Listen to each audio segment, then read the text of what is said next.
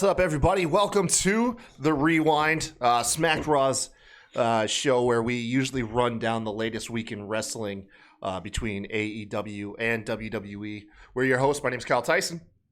And I am Mr. 8984 himself, Mr. Mute RN. What's up, boss man? What's going on? Today's episode is going to be a little different, not going to lie. We just had another mass release in WWE. Personally speaking, it kind of bummed me out. I didn't even tune in for SmackDown or Rampage. It wasn't like a rebellious thing to WWE. It just killed my mood for pro wrestling. And I thought rather than talking about a week which was, to be perfectly honest, out of what I saw, nothing extraordinary happened in the latest week of wrestling. Instead, let's go ahead and talk about the releases. And where we think they might head up, where we believe, or where we would want them to. Just a general discussion between yourself and me, RN, and then, of course, anybody in the live chat that wants to chime in as well. Before we get to that, though, man, you guys, if you want to help us out, we would greatly appreciate it. We're trying to grow this channel. If you're watching this on YouTube, hit that like, subscribe, and notification bell so you see whenever our videos go up. And of course, head on over to Twitch. We're still on the road to 100 followers. Head on over to twitch.tv/SmackedRaw and give us a follow, maybe even a subscription. We greatly appreciate all the support we get from you guys. All right, RN, before we get into like the bummer stuff, man, how was your weekend? I heard as a football coach, you went to the Super Bowl. Yeah, we made it to the Super Bowl. It's actually my first time making it. I've been coaching for 8 years now, but sadly, we lost. More mental mistakes, us beating ourselves and the other team. But I'm kind of glad it did. We were kind of feeling ourselves. I'm glad we kind of got a little taste of fucking humble pie on their ass. So I think next year it's going to be pretty deadly for whoever's lined up across from us. Yeah, and honestly, big congratulations to you anyways, man. You made it to the big game. Right. You said you had never been there before. That's an accomplishment unto its own. So I think you deserve definitely congratulations on that merit alone. And yeah, man, come back next year stronger, a little bit wiser. You guys will take it home.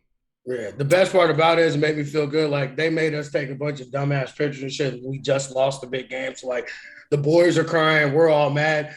And, like, if you look at our pitch, it literally looks like a funeral pic. Like, everybody's like, half the boys are still crying. Half of them, you can tell they were crying. And me and the other two coaches were just fucking still-faced, like. Oh, man.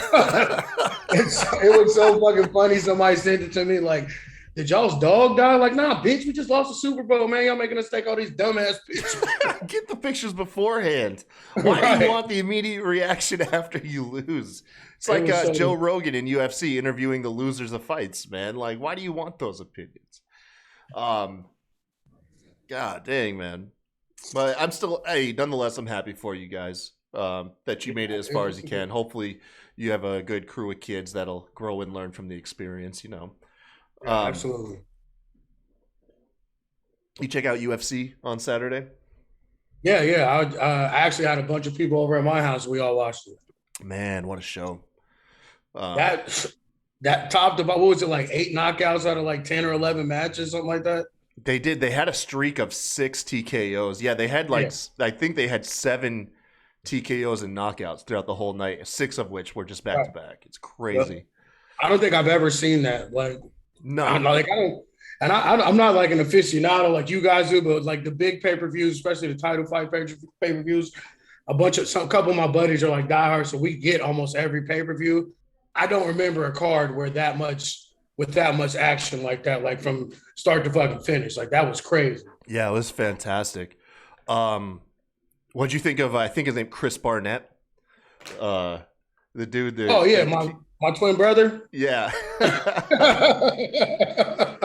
if you guys haven't seen this, man, head on over to my personal Twitch, and you can go through my feed from Saturday, because I was live tweeting most of the entire show. But yeah, this Barnett fella comes out. He looks all of 5'10" and 260 pounds. Yet he's like a proficient in Taekwondo. So you don't picture a short, fat guy throwing like spinning kicks and stuff, and he ended up actually winning with like what pro wrestling would be a black mass.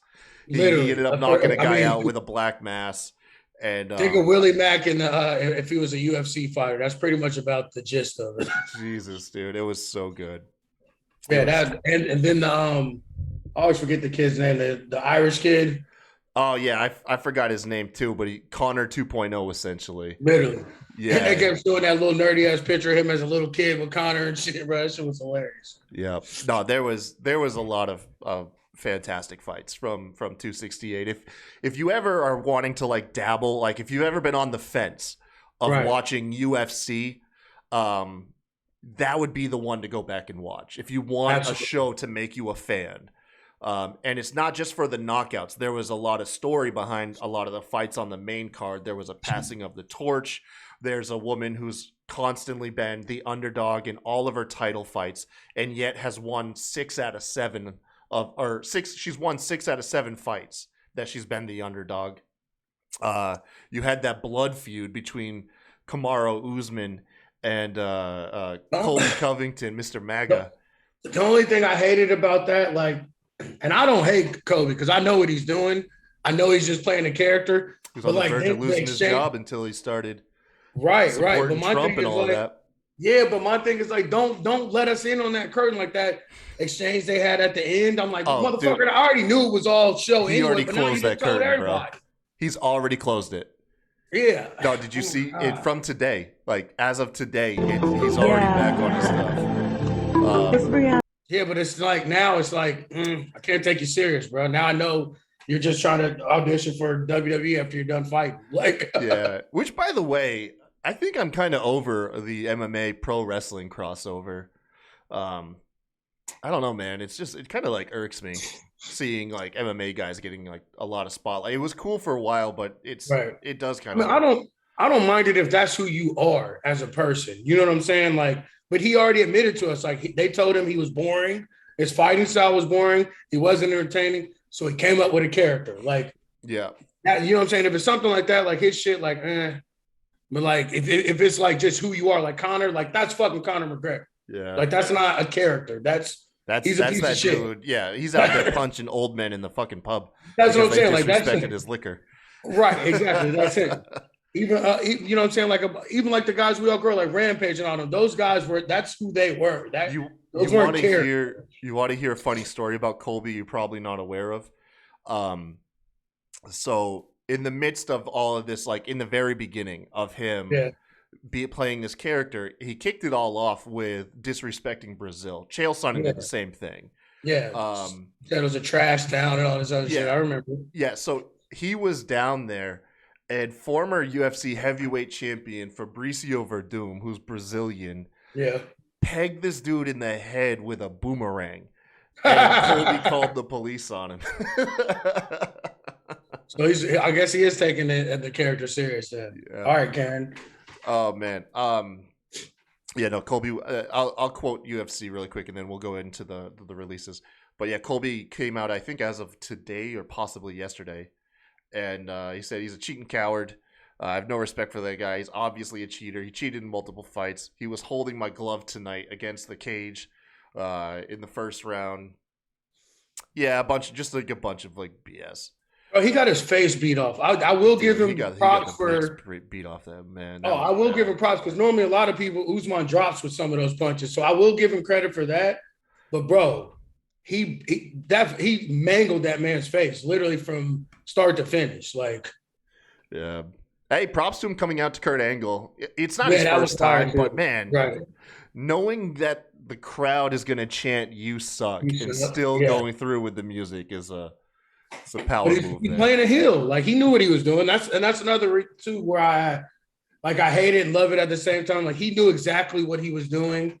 Even with, like you said, with that, like the whole fucking song is "You suck." So like they're gonna boo you, which is what you want anyway. Like so you can play up that Republican victim thing. You know what I'm saying? Man. Like he knew. Hey, he was a marketing genius. Whoever his wife or brother, whoever the hell helped him come up with this, they need to start working with other fighters. Made a lot of money. Now. Yeah. Yep. Bro, he needs to start being a consultant or whatever. Something, bro. Make your ass some more money, bro. All right, man. Let's talk about some of these names here that were released. I'll go down the full list really quick. All right. You got Karrion Kross, Scarlett Bordeaux, B-Fab, of course, who we were actually watching her video before we started recording. Lucha House Party's finally out the door. Grand Metalik, Lindsay Dorado, which kudos to Lindsay, by the way, for showing up at that internet trolls, essentially showing up at his house, man. That's a feel good story.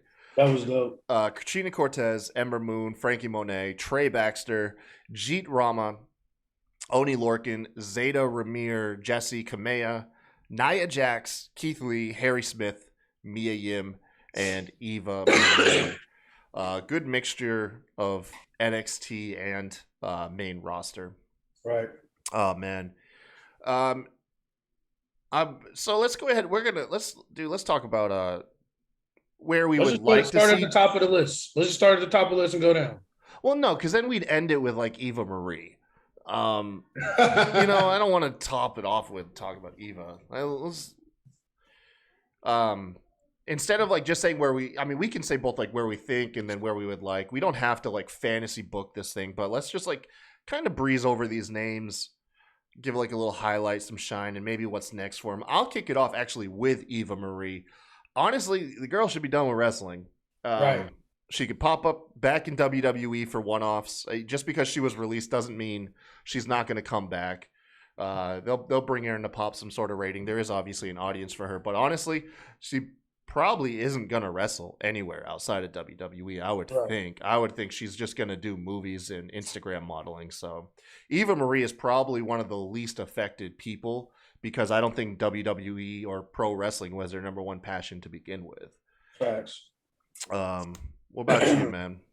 Ember Moon sticks out to me. I'd say I think Impact should try to swoop up all these girls because as of right now, to me, NXT no longer has the best women's division. Yeah, unfortunately. TNA is the stop, especially with them getting the Iconics or whatever they're called now.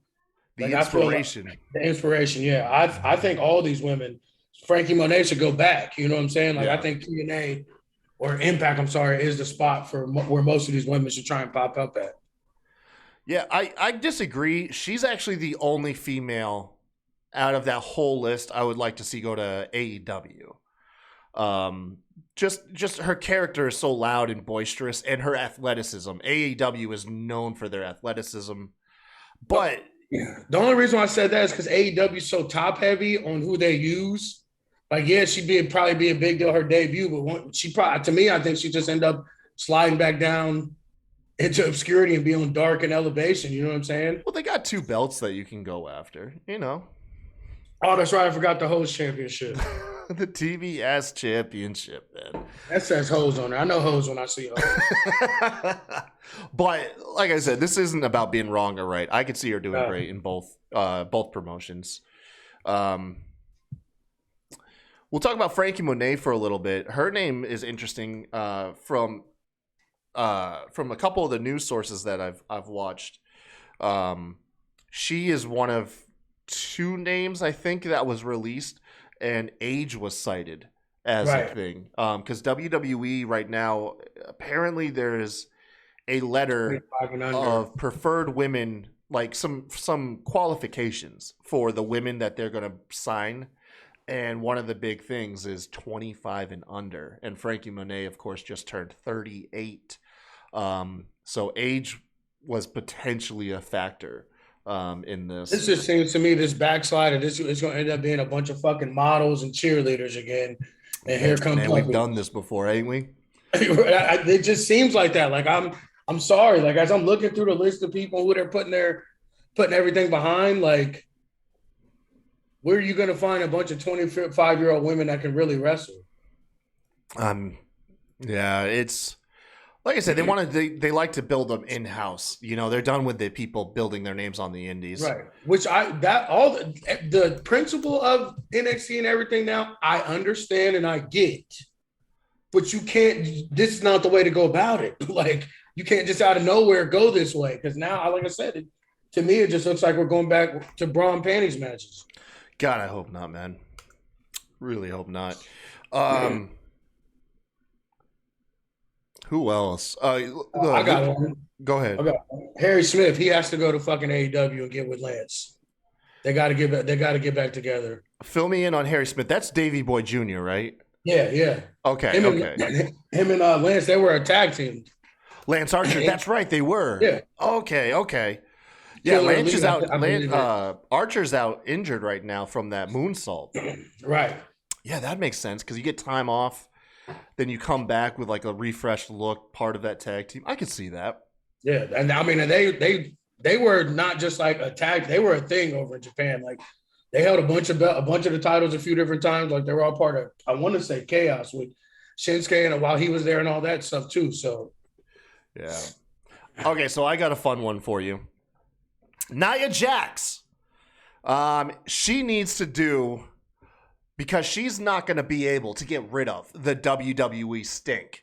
You know, no matter where she goes, she's going to reek of WWE and stand out like a sore thumb. No matter what roster you put her in, you'll never be able to disassociate her with WWE. That's why she's got to do Matt Cardona's route, go to GCW, become a hardcore legend. I want to see Nia Jax bleeding in GCW. yeah, but she doesn't. She doesn't have to do hardcore matches to make you bleed. That's an everyday match for her. I want to see her in Japan, and I want to see her going against some men. I think if she went over to Japan and kind of took over that role that Awesome Khan kind of like, it's always been like a void there in New Japan since she left. Yeah, and like I said, she could fight men there too. So I mean, and that not a long, but a good healthy run in Japan will definitely get rid of some of the WWE stink. Yeah, that makes sense. That does. That makes sense. Grand Metalik, Lince. Oh wait, no, it was your turn. Never mind. No, I just did. It was my turn. B Fab. I don't know. I want to say Impact as well, but like her in ring, like I didn't get to see enough of it to see how good it was. But I'm telling you right now, after watching these last couple of episodes, especially watching last night, Hit Row's not the same without her. Even the music, like the original music is her saying Hit Row. That's her. Yeah. So like then they switch the music up and it's just like, I don't want to say something's missing, but something's missing from that group without her. Like, I don't think they took that in consideration, how much she was ingrained and how much the group worked because of her. Yeah. Is the same thing in my opinion of Sanity happened when they didn't have Nikki Cross. Right. You were missing like an X factor from the group and you kind of blend in. It speaks to what you've said and what we've said here for weeks on the Rewind is WWE is no way they're gonna handle Hit Row properly. Like it's gonna the group's gonna dissolve and they're only gonna have like probably what's his name? Top Dollar will shine, and unfortunately, Isaiah Swerve Scott and help me out with the other name. Ashanti Adonis. Adonis, yeah, man. Probably just gonna fade into obscurity. I hate to say it. But we've seen how WWE does it. Right. And my thing is like with them, like you don't have to do anything. Just let them be themselves. Just go fucking and it's not like Swerve is like a rookie. Swerve's fucking a 10-year vet too. Like just give him the bullet points. Like you guys got to do this, and get the fuck away. Like don't touch it. Like yeah. Oh man. There we go. I was trying to find Kalisto's new name. I was gonna say Grand Metalik and Lince Dorado should go wherever Kalisto is, and you have this built-in feud between them and the now Samurai del Sol. Who was recently on AEW. Right.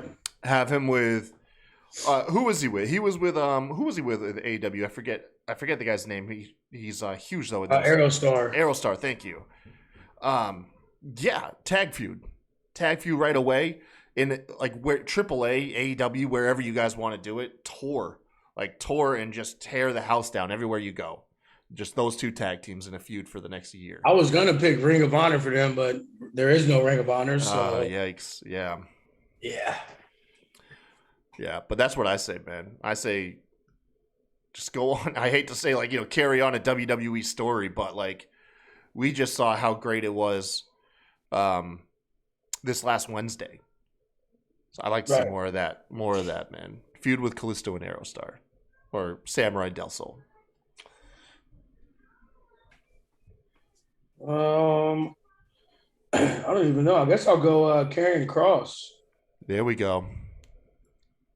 I know everybody's gonna talk shit, but I don't know. I don't know why Impact wouldn't sign all these fucking people. Like they should just be Tony Khan should be out there. Because my thing is like, I know that's a running joke, and they're just signing a bunch of WWE guys, but like it's the only other promotion. Well, so far we've only mentioned AEW once. You know what I mean?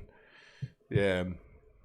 But no, Karrion Cross has to go there. Along with Scarlett Bordeaux. Yeah. You're putting them both back together. Right. And either there or Japan. I'd love to see him like in Japan with that strong style. Maybe join one of the groups over there. Like I feel like he would fit in fucking perfectly because he's kind of a reckless, but that, you know what I'm saying? I feel like that hard style and that knockout style he was kind of perfecting because honestly, I thought he was getting way better in the ring, even though his character sucked and they didn't really let him talk much. But I mean, I thought his matches I thought he looked a hell of a lot more snug. I thought that even those wild ass fucking elbows and shit that he was throwing, like everything, it looked a lot safer to me than like those first couple matches he had in NXT. So like, I will give him props for that. He did clean up some of that in-ring shit, but I agree. I think New Japan would be pretty cool. See Cross out there with Scarlett Bordeaux. And those entrances. Imagine that entrance at the fucking Tokyo Dome. That's what I'm saying. That was the first thing I thought of, with just how theatric New Japan already is. Right. That'd be fantastic. I'm gonna say Trey Baxter. Go to MLW. Where the fuck was I don't even know who that is. I'm trying to think who the hell that is. Trey Baxter, I think, is a former MLW wrestler. I'm looking it up now. The name sounds familiar, but it's like I didn't know if that was his WWE name or no. I mean, yeah, it is his WWE name. Oh, okay, yeah. He just wrestled on NXT like a couple weeks ago. Yeah. That's what was it? Is it? He's not Alex Zane, is he? I get him. Blake Christian. Excuse me. There we go. Yeah, Blake Christian. It says he's returning to GCW in December. Yeah, I mean that works too. Send him there. Send him to MLW. He'll continue. I remember hearing about him forever through Twitter before I ever saw him in NXT. So right. I mean, he'll just continue to grow. He's young. Yeah. Let's see. Keith Lee and me. At least Keith Lee, possibly with Mia Yim. This is my one AEW. Like that's for certain. Absolutely. I don't think anywhere else makes sense. Keith Lee to AEW, where they really do like to cater to the crowd a lot. Keith Lee is already extremely over with the hardcore AEW fan base as it is. And he has had 5-star matches with damn near everyone there but CM Punk. Yeah. he'll get to do his style, the limitless style. Right. So yeah, I think that's my one name that I was like, he needs to be AEW bound. And that's throw Mia Yim with him. You know, people love them together. I don't know why. Can get in that women's division. She's so terrible. Like, I don't understand why people act like she's good. She's just not. I liked her match with Keith Lee. That was pretty cool. Keith Lee power on the shit out of her. Right. Who am I going to pick? Only Lorcan. I think I'd like to see him in Impact maybe. Because a lot of people don't understand like how good he really was on the independents before he came to NXT. Like he pretty much held every fucking belt there is on the independent scene before he was signed here. So like I wouldn't mind seeing him going there. Or I want to say AEW kind of too, because like he fits the mold with all those guys, like especially his pre-NXT days. But I think he'd be pretty fucking dope in Impact. Yeah. Now I'm not gonna lie. I'm not really familiar with the remaining 4 names. Katrina Cortez, Jeet Rama, Zeta Ramir, and Jessie Kamea. Looking at Katrina Cortez, Luchador, first thing that comes to mind is AAA. But yeah, I really wouldn't feel comfortable knowing where these 4, like I can't place them because I'm not really familiar with these 4 people. Only one I know is Jessie Kamea. Jessie. Yeah, And I I don't mean, know. with the women, like you said, it is kind of easy just to say Impact. The TNA knockouts is one of the best and most revered divisions in all of pro wrestling. Right. Jessica May is actually pretty dope for sure. Like the rest of these people though, like I have no idea who the hell the rest of these people are. I want to say they were recruits. Excuse me. Yeah, because I never saw Jeet Rama. I never saw him perform. And then Zeta. Let me see who you are, Zeta. And by the way, if you're watching this and you're a fan of these wrestlers, I sincerely apologize. You know, there's a lot of wrestling on every week, and you don't get to watch all of it. I remember seeing Zeta. Yeah, I mean, they were very much developmental. Yeah. G. Ron was 40 years old. Jeez.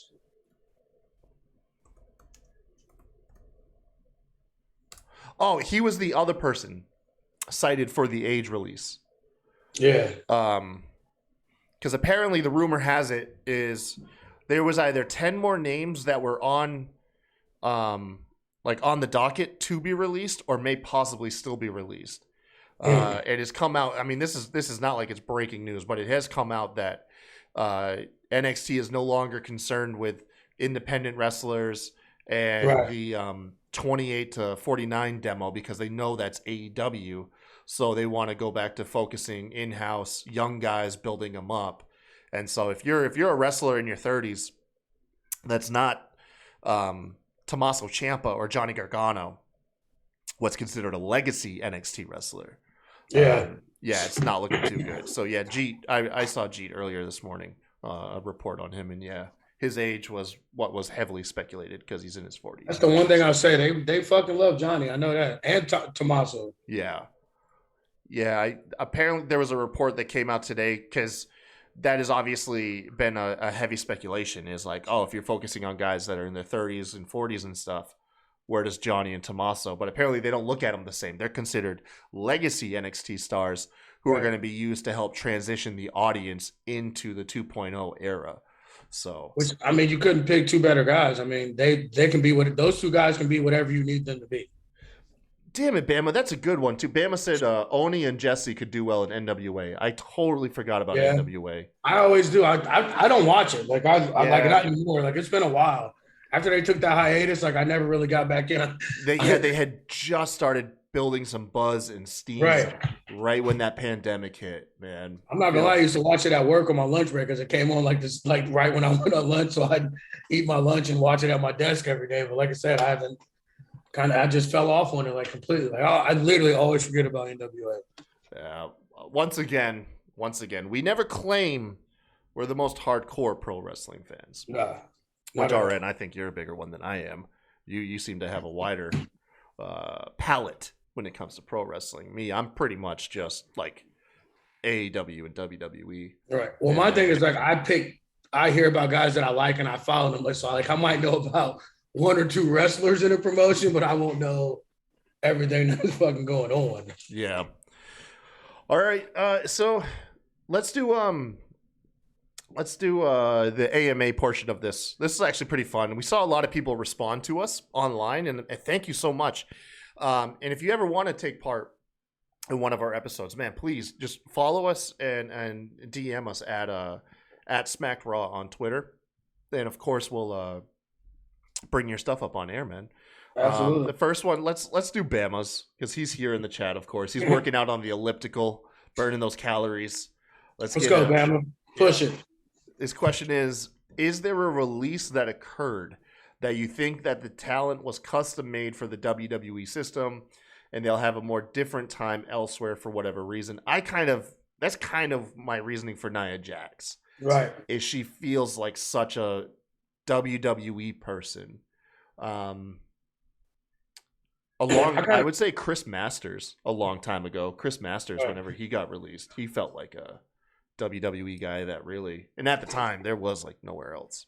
I kind of feel like Ember Moon because she's only known that, and even before that, when she was with Booker T, that's where Booker T style came from, was a WWE style. So I think her athleticism puts her on another level, but I feel like she probably going to need some adjusting.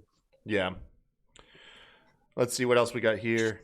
We got quite a few. EJ actually sent in a video question. All right, I guess I'll just have to reiterate whatever he asks. Right. Botch Spots and Chair Shots says, do you think a hot dog is a sandwich? Yeah, absolutely. Yeah, by definition, I think it is too. It's between two slices of bread. Yeah, any meat in bread is a fucking sandwich. Yes. My wife and I fought about this the other day. A hot dog is just bologna in a roll. Like, I don't think people understand that. I'm going to get to EJ's question in a minute. Let's see what else. At Aussie Luthen podcast, or Aussie Luthen on Twitter, says, what's the greatest Survivor Series team put together between 2000 and 2009?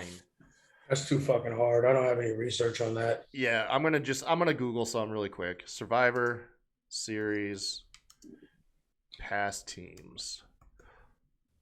Luckily back then it was just 2 teams and not 4, so it'll be a little bit easier. Let's see here. The 16 best Survivor Series teams ever. I'm just going to pick from one of these really quick. 89, 93, 88, 90. Yeah, they really Survivor Series was a much different beast in the 80s and 90s. Oh, that's a pretty decent one. Randy Orton, Chris Benoit, Jericho, and Maven from 04. Oh, I got one. I don't know what year this is from, but it looks like it's got to be in that time frame. So it's Kevin Owens, Chris Jericho, Braun Strowman, Seth Rollins, and Roman Reigns. Well, that's from post 2009, but that's a good team. Oh, damn. This one is damn near perfect. Steve Austin, RVD, Booker T, Kurt Angle, and then Shane McMahon.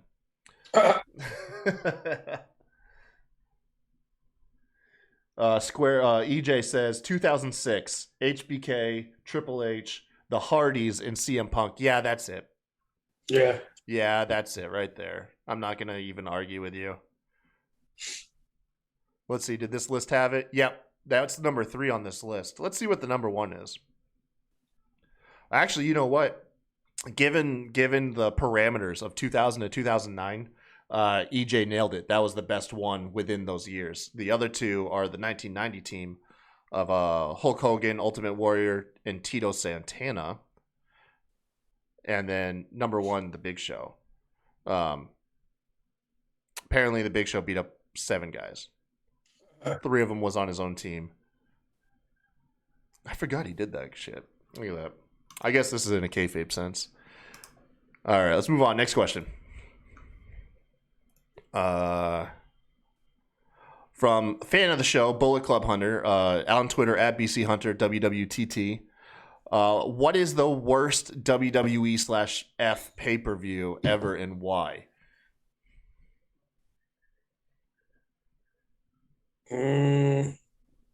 Great Balls of Fire.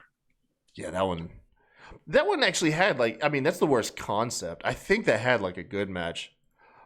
Me, it's everyone's go-to, December to Dismember. It was essentially the ECW pay-per-view that killed ECW's return for WWE. If you look up, man, yeah, that one's the worst.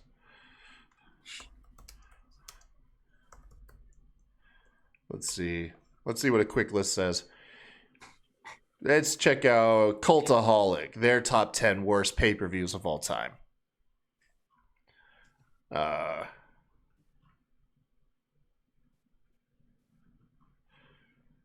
Let's see here.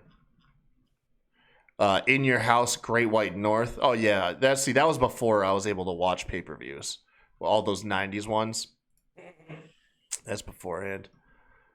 Backlash 2018. See, these don't even stand out. Survivor Series 99. That's the one where Mr. Ass won King of the Ring. Oh wait, no. That's completely different. Never mind. In Your House again. Yeah, whatever. I still say December to Dismember. I'm pretty sure that's number 1 on a lot of people's list. Yeah, that's most of these. It is.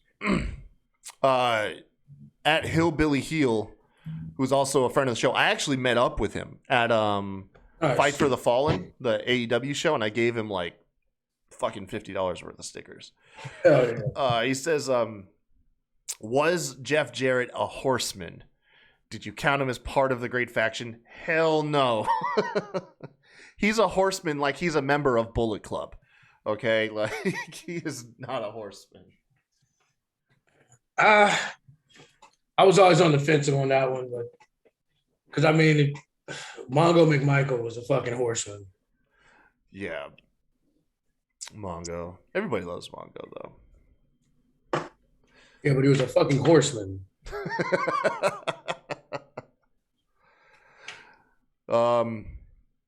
At Marie Shadows, or on Twitter, at Marie_Shadows, which, by the way, go follow her. Yeah, fire. Yeah, man. She used to work for WWE. She was a writer. And now she's doing her own thing, doing commentary and stuff. Marie's out there killing it, man. She's definitely worth a follow on Twitter. She says, who's your Survivor Series dream team for 2021? That's a good one. Mm-hmm. How about this? I'll take, which one do you want, Raw or SmackDown? I'll take Raw. Okay, I'll do SmackDown. I already know. I'm ready to go right now. So go ahead, man. Go ahead. Finn, Bobby. Are we counting the champions too? Yeah, we can assume the champs don't have matches. All right. Finn, Bobby, Seth, Big E, and KO. Damn, that's good. Okay.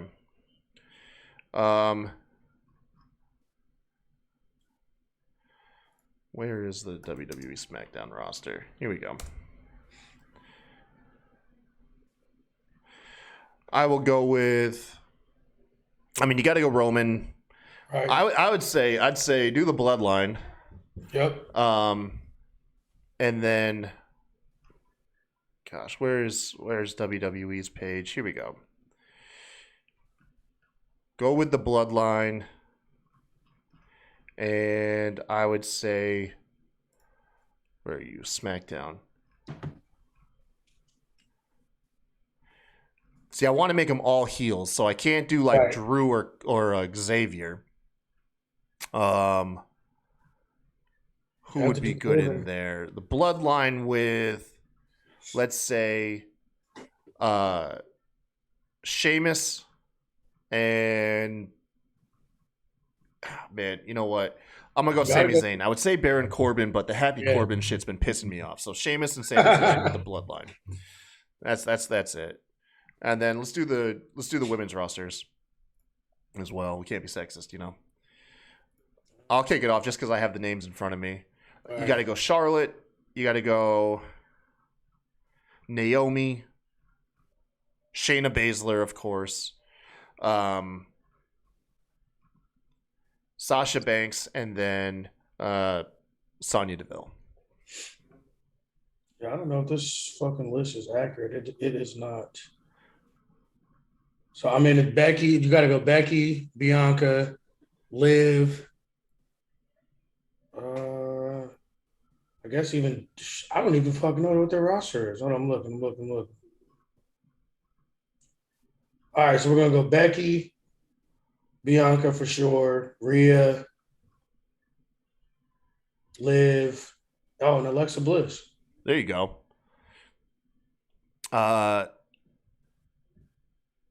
Let's do. Roberto says, I guess everybody is asking you this, but do you think AEW will sign Keith Lee? I say yeah. I think that's the one lock. They're fucking dumb if they don't. Like, Are you kidding me? No. Tony needs to back the Brinks truck up for Keith Literally. Lee. Yeah. And then EJ says, well, let's see. Actually, you know what? Let's do EJ's, or actually, no, hold on. I got a DM. I got JJ's DM. Excuse me. JJ says, has your opinion about a wrestler or company changed after knowing what was being put out there was false? What was being put out there? Are we talking like a story was put out there, or that both those stupid ass gimmicks they were saddled with was their idea? That they always say that shit. I told y'all that Bearcat shit wasn't Keith Lee's idea, and fucking Karrion Kross did not want to look like the Gladiator from Rick and Morty. There you go. So yeah, our opinions changed once we learned it really wasn't their idea. No, my opinion didn't change because I told y'all all attacked me in the fucking thing. It was his idea. He chose Bearcat. No, the fuck he didn't. I told y'all that lame shit. He didn't choose that shit.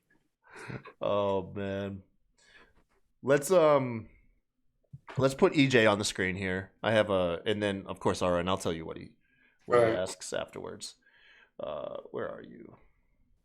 Window. I just want to tell y'all too. I told y'all so TC and all y'all about that Nikki ass shit too. That shit lasted 2 weeks. Yeah, that's true. All right. Here you are, EJ. Let's see what you got to say.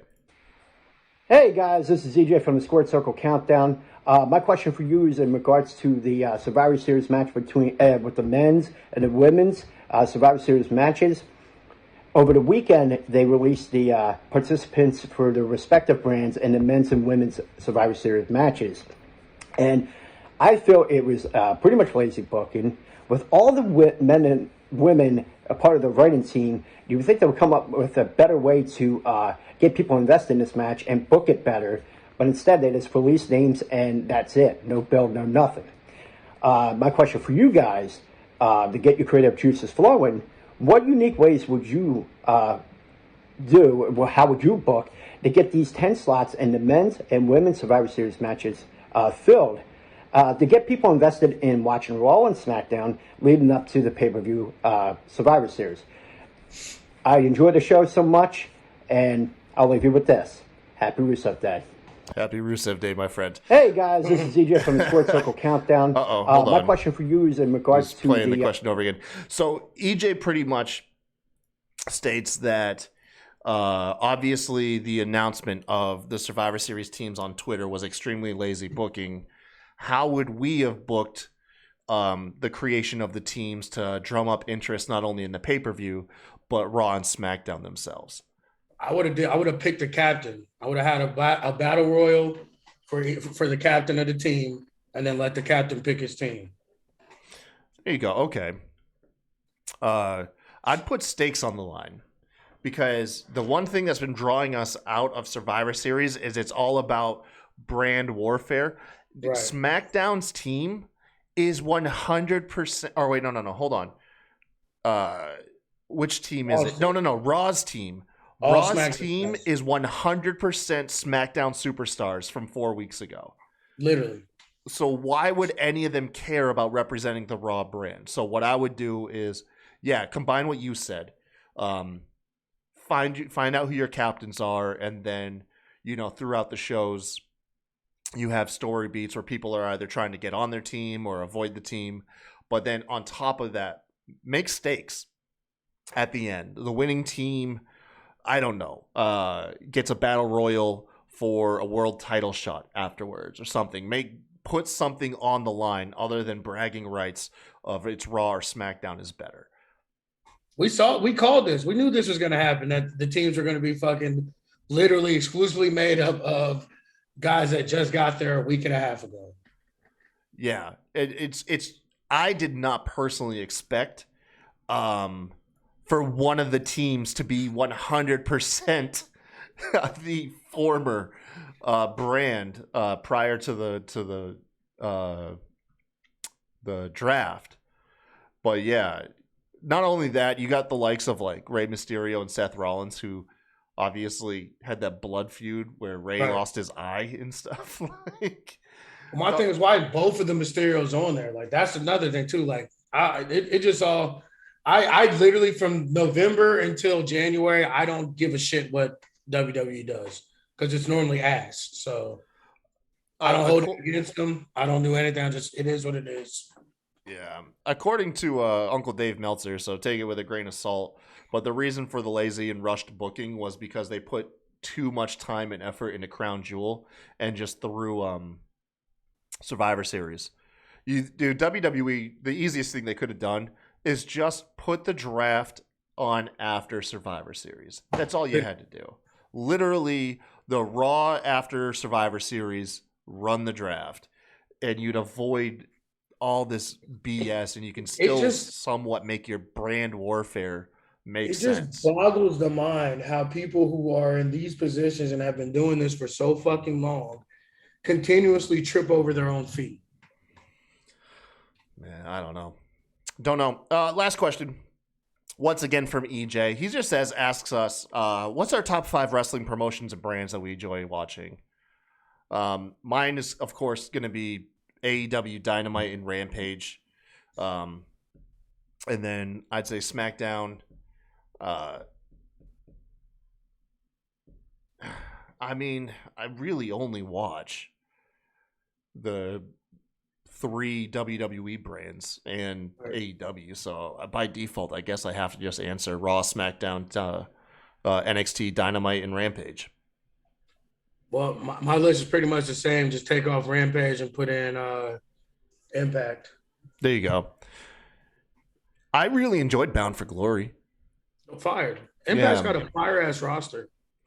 I think it's just the aesthetic of Impact's arena throws me off, man. It just pulls me out the show so much. That tiny closet space that they're in. Like, I don't know. A lot of it seems like, why does sometimes it has fans and sometimes it doesn't?